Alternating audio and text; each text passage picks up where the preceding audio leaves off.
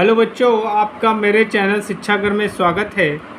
आज electrician trade के first year के बच्चों के लिए मैं आज मॉडल पेपर नंबर 2 लाया हूं। इससे पहले मैंने आपको मॉडल पेपर नंबर 1 बताया था। आज मैं आपको 2 बताने जा रहा हूं। इसको बड़े ध्यान से देखिए।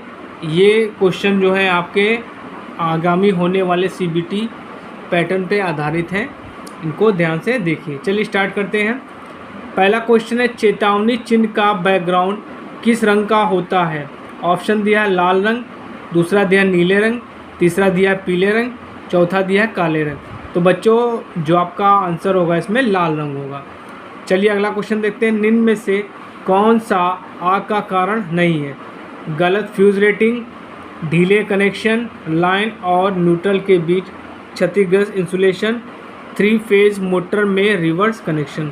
तो इसमें आंसर होगा 3 फेज मोटर में रिवर्स कनेक्शन। चलिए अगला क्वेश्चन देखते हैं। डैश डैश प्रकार के आग में झाग और सूखा पाउडर वाले अग्निशामक प्रयुक्त होते हैं। ठीक है, अग्निशामक यंत्र प्रयुक्त होते हैं। ऑप्शन दिए आपको वर्ग ए, वर्ग बी, वर्ग सी, वर्ग डी। तो इसमें आंसर होगा बच्चों वर्ग बी। चलिए अगला क्वेश्चन देखते हैं। निम्न में से कौन सा शब्द 5S सिस्टम का भाग नहीं है? Shine, short, swap, sustain. तो इसमें आंसर होगा स्वैप। चलिए अगला क्वेश्चन देखते हैं। एक नियान परिपथ टेस्टर समानता डैश डैश टेस्ट के लिए प्रयोग होता है। ठीक है, पहला ऑप्शन दिया अर्थिंग, दूसरा दिया फेज, तीसरा दिया ओपन परिपथ, चौथा दिया न्यूट्रल। तो फेज हम लोग न्यूट्रल से टेस्टर से फेज देखते हैं। तो इसमें आंसर क्या होगा? फेज। चलिए अगला क्वेश्चन देखते हैं। रैक एंड हेड टूल है, इसका प्रयोग किसके लिए किया जाता है? पहला ऑप्शन दिया है वस्तुओं को मजबूती से पकड़ने के लिए, दूसरा ऑप्शन दिया है बोल्ट और नट को कसने के लिए, तीसरा दिया है आउटडोर उपयोग के लिए झाड़ू के रूप में, और चौथा ऑप्शन दिया है कोई नहीं। तो इसमें आंसर होगा आउटडोर उपयोग के लिए झाड़ू के रूप में। चलिए अगला क्वेश्चन देखते हैं। निम्न में से कौन सी रेती केवल अर्धगोलाकार आकार में उपलब्ध होती है? Raft cut file, double cut file, bastard file और डबल कट। तो इसमें आंसर होगा राफ्ट कट फाइल। चलिए अगला क्वेश्चन देखते हैं। ओम का नियम निम्न में से किस पर लागू होता है? केवल DC परिपथ में, केवल AC परिपथ में, AC और DC दोनों परिपथ में, गैर रेखीय परिपथ में। तो इसमें आंसर होगा AC और DC परिपथ में, दोनों में ये लागू होता है। चलिए अगला क्वेश्चन देखते हैं। यदि किसी परमाणु में प्रोटॉनों की संख्या 39 है तो इलेक्ट्रॉनों की संख्या क्या होगी? तो बच्चों क्या होता है, जितने प्रोटॉन होते हैं उतने ही इलेक्ट्रॉन होते हैं। तो इसमें आंसर होगा 39। चलिए अगला क्वेश्चन देखते हैं। विद्युत आवेश की SI यूनिट क्या है? कूलम, एम्पियर, वाट, वोल्ट। तो इसमें आंसर होगा कूलम। ठीक है, इलेक्ट्रिक हीटर का हीटिंग एलिमेंट निम्न में से किसका बना होता है? एल्युमिनियम, कॉपर, नाइक्रोम और प्लेटिनम। तो बच्चों इसमें आंसर होगा नाइक्रोम। और नाइक्रोम का जो मेल्टिंग पॉइंट होता है वो 1400 डिग्री सेल्सियस होता है। ये बात भी आप लोग जान लीजिएगा। चलिए अगला क्वेश्चन देखते हैं। केबल्स की इंटर शीथ ग्रेडिंग में डैश डैश परावैद्युत का उपयोग किया जाता है। संयुक्त, छिद्रयुक्त, सजातीय, हैग्रोस्कोपिक। तो इसमें आंसर होगा सजातीय। चलिए अगला क्वेश्चन देखते हैं। माइका नामक मटेरियल निम्न में से किसका उदाहरण है? Conductor, semiconductor, super conductor, insulator. तो बच्चों इसमें आंसर होगा इंसुलेटर। चलिए अगला क्वेश्चन देखते हैं। सोल्डरिंग आयरन बिट निम्न में से किसकी बनी होती है? Copper, nickel, steel, lead. तो इसमें आंसर होगा कॉपर। अगला क्वेश्चन है। किसी जंक्शन में प्रवेश करने वाली और उससे बाहर निकलने वाली सभी धाराओं का अलजेब्रिक सम 0 होना चाहिए। यह कथन निम्न में से किसे परिभाषित करता है? ऑप्शन दिए हैं किरचॉफ का वोल्टेज नियम, किरचॉफ का ऊर्जा नियम, किरचॉफ का शक्ति, किरचॉफ का धारा नियम। तो इसमें आंसर होगा किरचॉफ का धारा नियम। चलिए अगला क्वेश्चन देखते हैं। डैश डैश कहता है कि प्रत्येक बंद परिपथ में वोल्टेज ड्रॉप का योग लगाए गए टर्मिनल वोल्टेज के बराबर होता है। तो पहला ऑप्शन दिया जूल का नियम, दूसरा दिया लेंज का नियम, तीसरा दिया ओम का नियम और चौथा दिया आपका किरचॉफ का नियम। तो इसमें आंसर होगा किरचॉफ का नियम और ये किरचॉफ का दूसरा नियम है। निम्न में से कौन सा पदार्थ अच्छा सुचालक नहीं है? एल्युमिनियम, कॉपर, चांदी, पोर्सलेन। तो बच्चों इसमें आंसर होगा पोर्सलेन। ठीक है, पोर्सलेन क्या होता है बच्चों? इंसुलेटर होता है। ठीक है, अब अगला क्वेश्चन देखते हैं। निम्न में से कौन सा कम वोल्टेज फ्यूज का एक उदाहरण है? Cartridge type HRC fuse, liquid type HRC fuse, expulsion type HRC fuse, drop out type fuse. तो इसमें आंसर होगा ड्रॉप आउट टाइप फ्यूज। चलिए अगला क्वेश्चन देखते हैं। मैग्नीट्यूड रिले डैश डैश भी कहा जाता है। Thermal relay, hybrid relay, induction relay और रीड रिले। तो इसमें आंसर होगा इंडक्शन रिले। चलिए अगला क्वेश्चन देखते हैं। इलेक्ट्रिक सर्किट के शॉर्ट सर्किट सुरक्षा के लिए निम्न में से किसका प्रयोग किया जाता है? Resistance, overload relay, conductor, fuse. तो बच्चों इसमें आंसर होगा फ्यूज़। चलिए अगला क्वेश्चन देखते हैं। निम्न में से किस अनुप्रयोग में लेड एसिड बैटरी का उपयोग किया जाता है? भार को खींचना, ऊष्मा उत्पादन, ऑटोमोबाइल्स, आर्द्रता उत्पादन। तो बच्चों इसमें आंसर होगा ऑटोमोबाइल। चलिए अगला क्वेश्चन देखते हैं। लेड एसिड बैटरियों में सेपरेटर की सामग्री किस प्रकार की होती है? ऑप्शन दिए नरम, अघुलनशील, छिद्रयुक्त, कठोर। तो इसमें आंसर होगा छिद्रयुक्त। चलिए अगला क्वेश्चन देखते हैं। चुंबकन की तीव्रता तथा चुंबकन बल के अनुपात को कहते हैं? विद्युतशीलता, प्रत्यास्थ, चुंबकशीलता, सुग्राहिता। तो बच्चों इसमें आंसर होगा सुग्राहिता। चलिए अगला क्वेश्चन देखते हैं। वह स्थायी चुंबक जो समानता डैश डैश वाली सामग्री से बने होते हैं?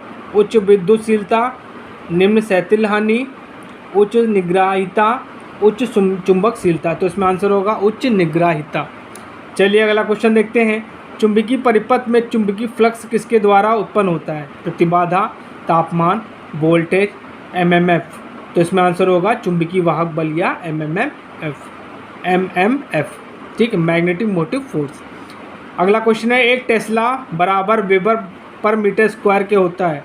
1, 10, 0.1, 100। तो इसमें आंसर होगा 1। चलिए अगला क्वेश्चन देते हैं। प्रतिबाधा का मात्रक है हेनरी, वाट, ओम, कोई नहीं। तो प्रतिबाधा का मात्रक होता है ओम। चलिए अगला क्वेश्चन देखते हैं। RLC सीरीज परिपथ की प्रतिबाधा डैश डैश है? R² प्लस XL का स्क्वायर प्लस XC का स्क्वायर। दूसरा ऑप्शन दिया है R² plus XL square minus XC square. तीसरा ऑप्शन दिया R² plus XL square plus XC square और चौथा ऑप्शन दिया R² plus XL square minus XC square का पावर 1/2। तो इसको हम लिख सकते हैं क्या बच्चों? ये भी लिख सकते हैं इसको Z equal to R² under root R² plus XL square minus XC का होल स्क्वायर। ठीक है, तो बच्चों ये ऑप्शन सही होगा, लेकिन इसमें गलत दिया है, तो इसका ऑप्शन क्या होगा? ये होगा। ठीक है, चलिए अगला क्वेश्चन देखते हैं। 3 चरण वाले संतुलित स्टार कनेक्शन के लिए निम्न में से क्या सही है? Line voltage phase voltage upon √3, phase voltage equal to line voltage upon √3, line voltage equal to phase voltage √3, कोई नहीं। तो बच्चों आंसर क्या होगा? स्टार कनेक्शन में जो वोल्टेज लाइन वोल्टेज की वैल्यू होती है ये होती है VL इक्वल टू √3 VPH होती है। और स्टार कनेक्शन में लाइन करंट और फेज करंट की वैल्यू क्या होती है? बराबर होती है। अगर हम स्टार कनेक्शन डेल्टा कनेक्शन बात करें तो डेल्टा कनेक्शन में क्या होता है? डेल्टा कनेक्शन में जो होता है यहाँ पे डेल्टा कनेक्शन में क्या होता है कि लोड करंट जो होती है, ये लोड करंट हो गई आपकी, ये क्या होती है? √3 VPIP होती है फेज करंट के। और स्टार कनेक्शन में लोड वोल्टेज जो होता है फेज वोल्टेज के, लाइन वोल्टेज जो होता है फेज वोल्टेज के बराबर होता है। चलिए अगला क्वेश्चन देखते हैं। RL सीरीज परिपथ में पावर रेटिंग KVA क्या होती है? KW और KVR का अधिशयोग, KW और KVR का अधिश अंतर, KW और KVR का सदिश अंतर योग या कोई नहीं। तो इसमें आंसर होगा KW और KVR का सदिश योग होता है। चलिए अगला क्वेश्चन देखते हैं, बहुत इंपॉर्टेंट है। चालक तार और पृथ्वी के बीच का विद्युत रोधन प्रतिरोध कितना होता है? 1/500 full load current mega ohm में, 1/5000 full load current kilo ohm में, 50 अपॉन परिपथ में बिंदुओं की संख्या, और चौथा ऑप्शन दे 1/50 परिपथ में बिंदुओं की संख्या। तो बच्चों आंसर ये होगा 50 बाई परिपथ में बिंदुओं की संख्या। चलिए अगला क्वेश्चन देखते हैं।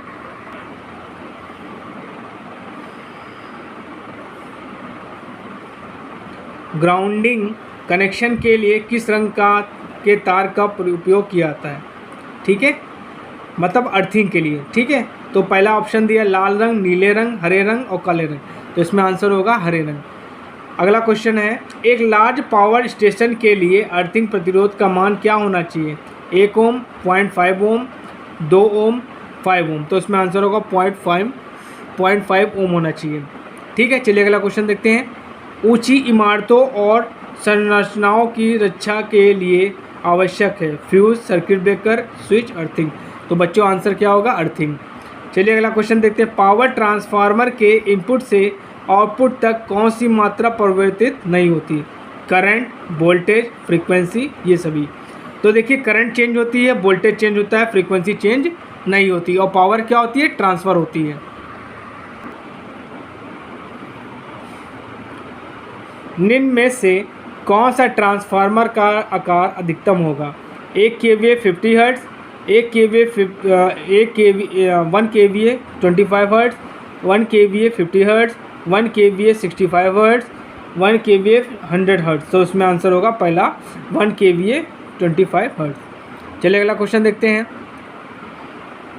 निम्न में से कौन सी मशीन की दक्षता अधिकतम होती है? Synchronous motor, induction motor, transformer, DC motor. तो जो ट्रांसफार्मर की इफिशिएंसी सबसे अधिक होती है, तो ट्रांसफार्मर इसमें आंसर सही है। ट्रांसफार्मर में आयरन लॉसेस पाए जाते हैं कोर में, वाइंडिंग में, मेन टैग में, इंसुलेटिंग ऑयल में। देखिए कोर में आयरन लॉस होते हैं, वाइंडिंग में कॉपर लॉस होते हैं। तो इसमें आंसर क्या होगा? कोर में। और बच्चों आयरन लॉस जो होती है कांस्टेंट लॉसेज होते हैं, वो चेंज नहीं होते हैं, और जबकि जो आपका कॉपर लॉसेज होते हैं वो चेंज होते रहते हैं लोड के अकॉर्डिंग। चलिए अगला क्वेश्चन देखते हैं। मेगर का प्रयोग निम्न में से किसे नापने के लिए किया जाता है? निम्न प्रतिरोध, करंट, वोल्टेज, हाई प्रतिरोध। तो इसमें आंसर होगा हाई प्रतिरोध। चलिए अगला क्वेश्चन देखते हैं। चल लौह प्रकार के अमीटर में कुंडली में डैश डैश होती है। पतले तार और फेरों की संख्या अधिक, मोटे तार और फेरों की कम संख्या, पतले तार और फेरों की कम संख्या, कोई नहीं। तो इसमें आंसर होगा मोटे तार और फेरों की कम संख्या। चलिए अगला क्वेश्चन देखते हैं। मरकरी वेपर लैंप में निम्न में से कौन सा प्रभाव लागू होता है? गैस आयनिक प्रभाव, तापन प्रभाव, चुंबकीय प्रभाव, रासायनिक प्रभाव। तो आंसर होगा गैस रासायनिक आयनीकरण प्रभाव। ठीक है, चलिए अगला क्वेश्चन देखते हैं। रोशनी इल्यूमिनेशन का मात्रक होता है कैंडिला, ल्यूमन, लक्स, फ्लक्स। तो इसमें आंसर होगा lux.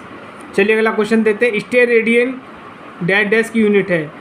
Planar angle, solid angle, radiant, efficiency, कोई नहीं।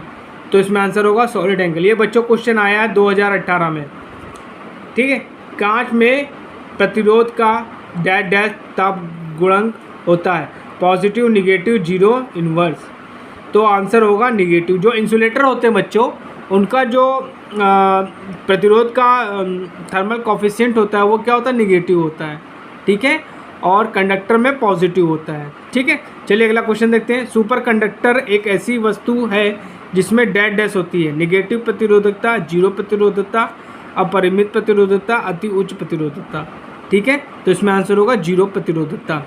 चलिए अगला क्वेश्चन देखते हैं। बहुत इंपॉर्टेंट क्वेश्चन, ये आपके क्वेश्चन आ सकता है, ये क्वेश्चन आ सकता है। टिन का मेल्टिंग पॉइंट है 502 degree Celsius, 396 degree Celsius, 416 degree Celsius, 232 degree Celsius. तो बच्चों इसमें आंसर होगा 232 डिग्री सेल्सियस आपका बिल्कुल सही आंसर है। चलिए अगला क्वेश्चन देखते हैं। निम्नलिखित में से किसमें प्रतिरोध का निगेटिव थर्मल गुणांक होगा? Silver, copper, aluminium, silicon. तो बच्चों इसमें आंसर होगा सिलिकॉन।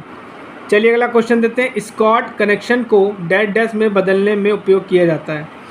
सिंगल फेज सप्लाई को 3 फेज में, सिंगल फेज सप्लाई को 2 फेज में, सिंगल फेज सप्लाई को सिंगल फेज में, 3 फेज सप्लाई को डबल फेज सप्लाई में। तो इसमें आंसर होगा 3 फेज सप्लाई को डबल फेज में चेंज करने के लिए हम लोग स्कॉट कनेक्शन का प्रयोग करते हैं। फ्यूज से होकर जाने वाली करंट द्वारा उत्पादित ऊष्मा डैश डैश के अनुपातिक होती है।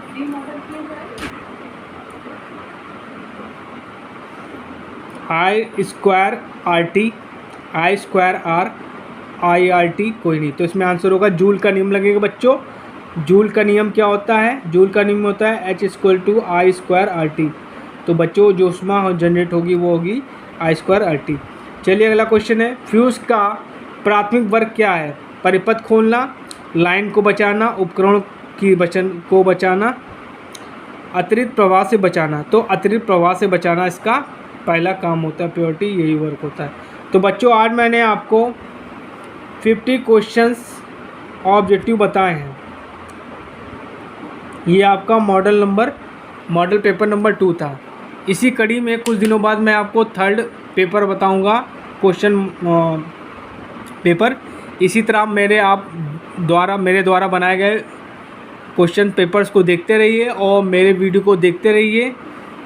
निश्चित तौर पे आप अच्छे नंबर से पास होंगे और ये क्वेश्चन आपके कंपटीशन एग्ज़ाम के लिए भी बहुत इम्पॉर्टेंट है। और प्लीज़ मेरे चैनल को लाइक शेयर सब्सक्राइब जरूर करिए, जिससे मैं आप लोगों के लिए ऐसे ही अच्छे वीडियोस बना सकूं और जिससे आप लोगों के सब्सक्राइब कमेंट और लाइक से हमको ताकत मिलती है। ठीक है, थैंक यू।